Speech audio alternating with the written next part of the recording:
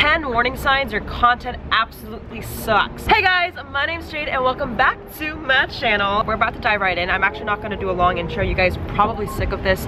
Every other marketer on YouTube is probably going to go like, yeah, buy my course. No, it's not that video.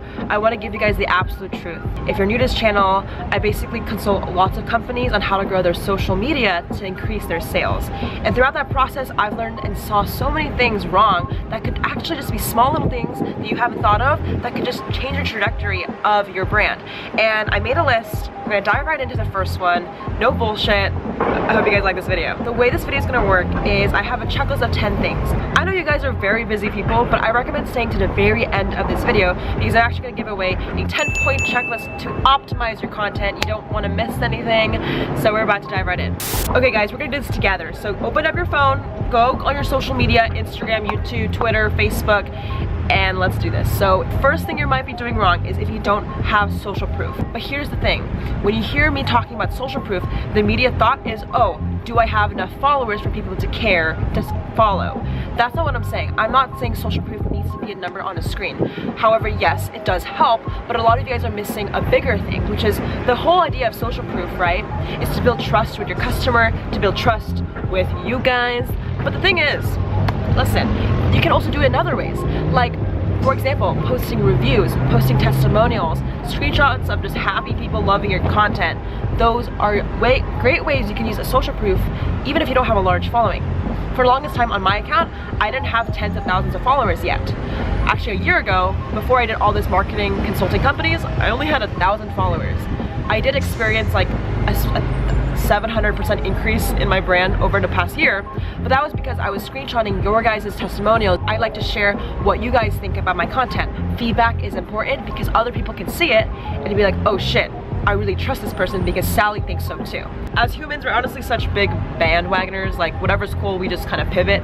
So if you can do that with your brand in a way that's subtle, not just showing your followers, but maybe just showing, hey, these are 20 people that love my content. These are screenshots of happy comments from my last post. That is a huge indication that you're using social proof to build trust. Okay, cool. So the second problem is if you don't bring value to the table first.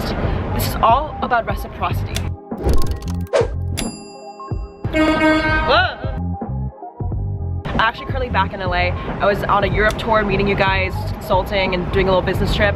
So it's kind of nice to be back. I'm on this like rooftop thing, but like I don't think I'm supposed to be here. So if there's any time throughout this video that I get kicked out, we'll have to see. But anyways, step 2, if you don't bring value to the table first. I think a lot of times as brands, we always want our followers to just like do something for us, right? Like, hey, share this post, hey, comment, go buy this product, swipe up. But we forget we have to do the first initiation of the relationship. You guys love my analogy of dating. Like literally social media is just dating online. Like I'm not joking. Like if you're good at Tinder, you're good at Instagram. Actually, don't quote me on that. That might not be a good analogy. What I'm trying to say is, in like a relationship, when you want to show interest in someone, you don't just wait for them to come to you, right? Maybe you show a little flirting, right? You text them something, you send them a DM. Same with here. You want to flirt with your audience. So if you're not flirting with your audience, if you're not DMing them, if you're not saying, hey, thanks so much for watching, if you're not literally going one-on-one and telling your customers or followers, I know on this page we might be on different points of our career. Maybe you're an influencer or maybe you own a company, but the idea is the same. Like whatever you do on social media, you need to build that, hey, I scratch your back, you scratch mine. The best example of this is when you do a free gift. If you can give your followers something, like, hey, thanks so much for being here, here's a contest. That's the best way for me to just show thankfulness and gratefulness for your account. Third thing you're probably messing up on is not being a likable brand.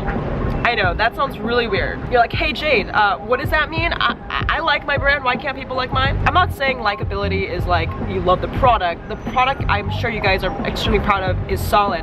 What I'm talking about is if your brand presence online isn't likable. The way you can be likable is actually if you show that, hey, there's bigger purpose to it. As humans, psychologically, we just like doing something that benefits others. Like deep down core in my like really tense, stressed heart, I just want to help everyone, right? Like I love business, I love sales and marketing, but at the end of the day, like I just want to give. If you can give people the idea that your account is, there's bigger meaning. For example, if you have charity work, right? A lot of brands these days donate half the proceeds to a charity they believe in. The keyword is believe in. what I've seen done wrong, a lot of you guys are doing wrong, is just thinking that it's enough to have good content marketing and a beautiful layout, right? There needs to be a bigger why. You need to have an ethos to your brand. Why is the purpose? You know, why you're creating a product, and that's the biggest thing. So make sure you guys spend time on your About Me page. If you have a website, just make sure you spend a lot of time of your brand story. You need to have a bigger picture. Fourth thing is if you don't have a squad name. Now, I'm not saying you have to call everyone the Dharma Nation. You guys know on this channel, you guys are my loves, and I call you the Dharma Nation because my last name is Dharma Wangsa, and it seems to work that way. But a lot of you guys are messing up because there's huge opportunity when you call your followers a name, because it gets community. It gets people like, I want to become part of the squad. The best example is when brands or accounts have ambassador programs, or when YouTubers call their YouTube squad a family name, right? It's important to build a tribe because that's how you build loyalty. Fifth thing you're probably messing up on is way too many offers. What I'm saying is, on every single Instagram post or YouTube video or just everything, you know that YouTuber that always says, hey guys, make sure you like this video, subscribe, comment, like notification box before the video even started. Make sure you have a single call to action. I'm not joking. Make it simple, make it straight to the point. If you have an Instagram post, make sure you say, hey, swipe up, that's it. Keep it simple. People are confused as fuck.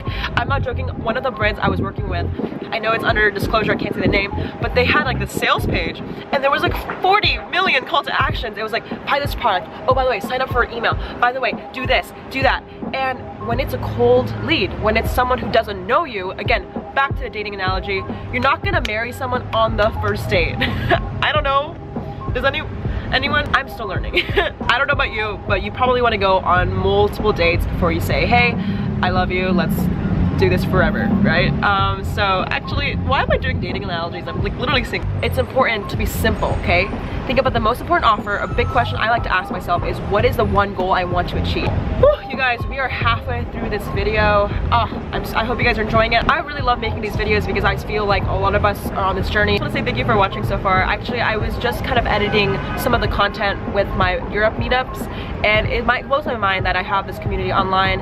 I actually, like, a lot of the stuff I'm saying is the stuff I use for my own account, and I do want to just share everything I know and everything I learn. So if you're so far enjoying it and you want to follow my journey, make sure you like this video and hit the subscribe button. We do a lot of content about social media growth, personal branding, all that jazz, and I'd love to have you here for forever. Maybe we could get married, like in a social media way, like not actually. Well, anyways, back to the video. Okay, 6, you try to solve too many problems at once. What I'm trying to say is, if you're making content that's valuable, right? Maybe you're making an Instagram post with a selfie and a long caption, but it's too long, okay? I know I tell you guys to write your hearts out, write paragraphs, that's great.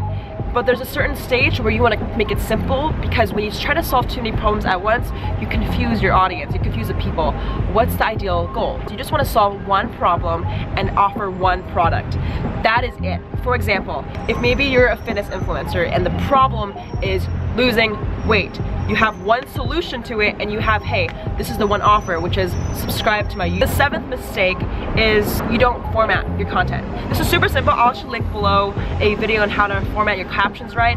I'm telling you, going back to kind of these past 3 steps, which is kind of the main theme, is keep it simple, keep it easy to read. I've seen so many Instagrammers literally have like this block of text. That is okay. I'm not saying don't write a lot. What I'm saying is chunk it down. Check out my Instagram, guys. Like, I make sure I put value out there that's long and thorough, but I really break it down with these bullets. 8th mistake is being too similar to your competitor. Have you ever been on Instagram, you scroll through your explore page, and there's literally 40 comedians, Instagram comedians, that do the same skit. I low-key see Lele Pons, actually she low-key lives in this complex, but I've just seen so many Instagram comedians do the same skit over and over again, and it's just getting old. Similar to your account, similar to any other people in your industry, do some research on supply and demand. See what's out there. I think a lot of the times, yes, you can copy and get inspired, but it's important to add your own voice. So I think that the best thing you can do is just ask yourself, what's the difference between me and competitor A? Remember that, repeat it to yourself every day. It will help you create more innovative ideas and creative content. If you're curious, another example of this situation actually on my channel is, if you're watching this, maybe you've seen so many people like this face teach Instagram or teach YouTube, and it's you're not getting the results you're wanting. See, the difference on my channel that I try to separate myself is, I don't want but I don't want bullshit, you know, like I just want to give you guys the truth. I don't really believe in showing the fake influencer lifestyle. All I do for you guys is show you the tools and process that I've learned and succeeded from on YouTube. So, you know, like think about ways you can actually maybe change your product and maybe just the way you message yourself. So that's a little secret that I use on my channel. All right guys, we have 2 more. If you're so far right here watching this, yo, congratulations. You're probably about to make $1 million, Loki. This I'm not joking, but this checklist took a long time to just figure out, and I've seen it help a lot of people. So we're gonna dive to the 9th thing. These last 2 are the ones I wanted to save actually towards the end of this video. A lot of you guys overstep or have a mistake, which is not having urgency in your content. Okay, this is the thing. Yes, you should be consistent, but it's okay to not be consistent. There's something mysterious and sexy when you don't post, or when you kind of have a pattern that's unpredictable. When you're unpredictable, the audience is curious and wants to know what's next, right? For example, if you're someone who posts on a schedule every day, perfect. But there comes a time where maybe you need to stop posting for a week, or maybe there comes a time where you need to pivot and do something a little different. I mean, let's take Jake Paul, for example. He has so many countless scandals. Everyone has a different opinion on him, but that's what makes him interesting. There's something polarizing about being urgent, being weird, being inconsistent.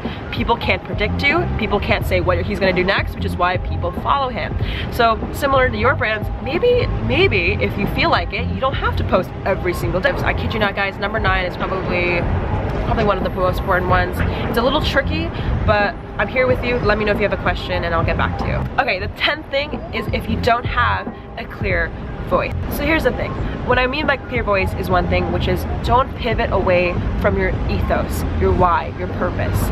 A lot of brands and personalities really just mess up because they start losing their identity. I've seen many scandals. When you start losing who you are, what your purpose is, what you bring to this planet, it gets really easy to start saying things that might offend people.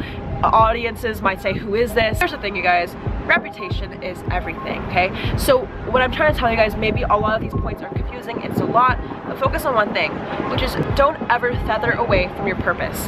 If you start losing who you are as a brand, your audience also will be confused, right? So an example of this is if you start chasing numbers and bullshit KPIs. A KPI, by the way, is a key performance index. It's what a lot of brands use to measure success. Anyways, say you chase a number like 1 million followers on Instagram and that's all you want, and you'll do anything to get there. But maybe the cost of it is you have to do some really whack things, like really bullshit things to the community, really horrible things to say on the internet, and at the end of the day, it will ruin your reputation. So what? You get 1 million followers, but you yourself don't accomplish your purpose. So my biggest thing is have one single voice. A voice of, hey, this is my mission. You know, I think you guys should spend more time on your account saying, what do I really want to achieve out of my account? And I feel like once you focus on that, all these other 10 checklists will come together. What I want you guys to do is check the link below. What's gonna happen is there's actually a checklist I made for y'all to kind of run through every single post. So before you do something, before you reach a campaign, you kind of go through this checklist and say, hey, am I moving forward in my reputation? Am I fucking up? Well, it's free. A lot of these other marketers are gonna charge you probably $1,000 for it. Shout out to the comment winner. Shout out to the comment winner. Comment on this post to be featured in the next episode. So I've been doing a thing where I've been shouting out you guys, whoever comments on my past video. Today, if you want to be the next comment winner on my next video, just comment below actually a question you have, what your thoughts are, and I'll feature you next time. But the key is, you guys, if you're someone who maybe is like, hey Jay, this is super cool, I want to apply this to my brand, but I don't have enough time. I actually do a lot of marketing strategy, and I'm opening a few more clients for the month of September and October. I'm an influencer who helps brands generate millions and millions of impressions. If you're out there and you would like more help, I actually have my email below. You can contact me for more. But if that's not you and you're just here for a good time, that's totally cool. I love you so much. I literally don't want anything from you guys but to give you value and to help you out as much as possible. So leave me a question and I'll get back to you soon. But I hope you guys like this video, and make sure you turn on post notifications. If you want to see my next content, yeah, cool. No, seriously guys, I'm super excited for the next product launches. My app is very well on its way coming out. We just launched its version 1.0 to our beta group, and so yeah, super excited. Thank you so much, by the way. If you're someone who really was caring about my mental health, and my last video when I was talking about like my shitting problems, thank you so much. I'm doing a lot better ever since I landed in LA from Europe. my stomach has been actually functioning. So thank you for all the prayers, thank you for all the blessings, and thank you for just caring. Like, you guys are fucking dope. Anyways, Dharma Nation, I actually have a meeting to run to. I love you so, so much. I'll catch you guys in the next one. Goodbye. Mwah.